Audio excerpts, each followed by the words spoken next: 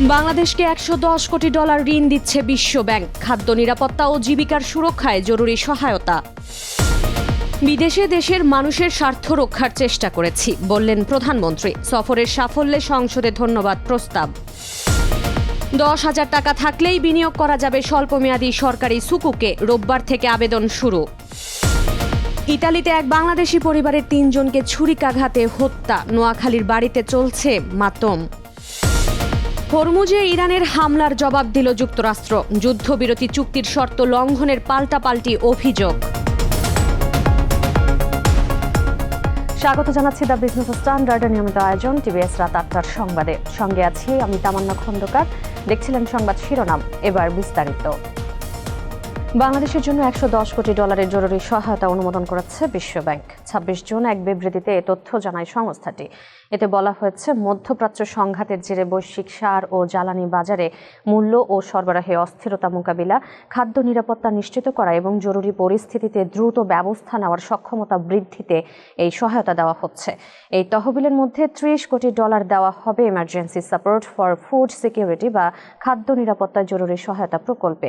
বাকি অর্থ দেওয়া হবে কন্টিনজেন্ট ইমার্জেন্সি রেসপন্স বা আকস্মিক দুর্যোগ মোকাবিলার জরুরি কর্মসূচি প্রকল্পে। এছাড়া খাদ্য, ওষুধ ও চিকিৎসা সরঞ্জাম, বিদ্যুৎ এবং পানি সহ অতি প্রয়োজনীয় সেবাগুলো চালু রাখতে এই তহবিল থেকে জ্বালানি ও বিদ্যুৎ সরবরাহের জন্য অর্থায়ন করা হবে। প্রকল্পের অর্থ 30 জুনের মধ্যে ছাড় করা হবে।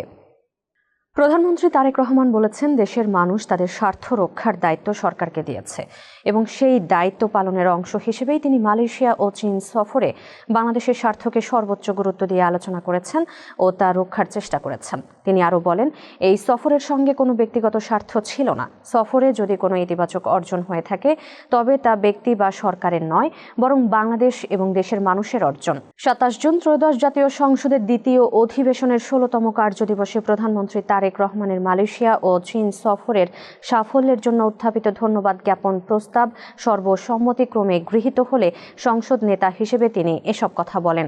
21 থেকে 26 জুন পর্যন্ত প্রধানমন্ত্রী তারেক রহমান মালয়েশিয়া ও চীন সফর করেন। এটি ছিল প্রধানমন্ত্রী হিসেবে তার প্রথম সরকারি বিদেশ সফর।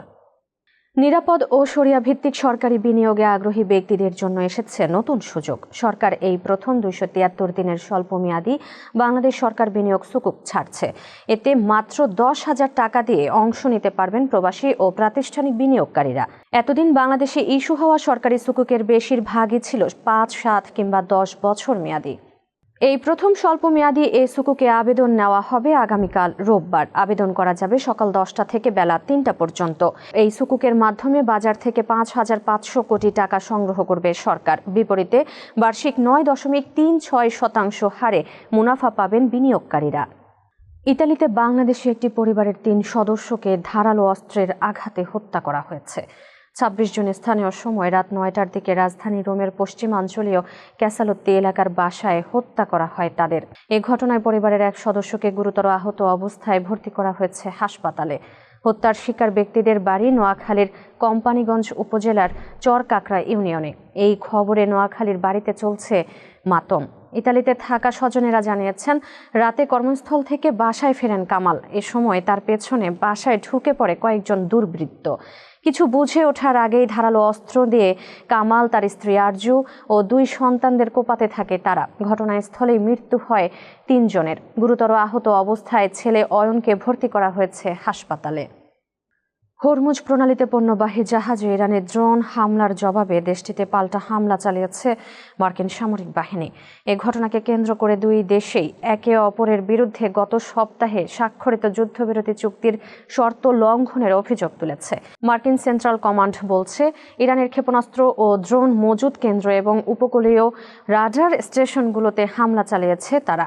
অন্যদিকে তেহরানের দাবি, দক্ষিণ ইরানের সিরিক অঞ্চলের জেটির কাছাকাছি আঘাত হানে একটি প্রজেক্টাইল। জবাবে ওই অঞ্চলে মার্কিন সামরিক লক্ষ্যবস্তুগুলোতে পাল্টা হামলা চালিয়েছে ইরানি নৌবাহিনী। নতুন এই হামলা পাল্টা হামলায় ক্ষয়ক্ষতির পরিমাণ ঠিক কতটা তাৎক্ষণিকভাবে জানা যায়নি তা। দর্শক, এই ছিল টিভিএস রাত 8টার সংবাদে। এতক্ষণ সাথে থাকার জন্য ধন্যবাদ সবাইকে।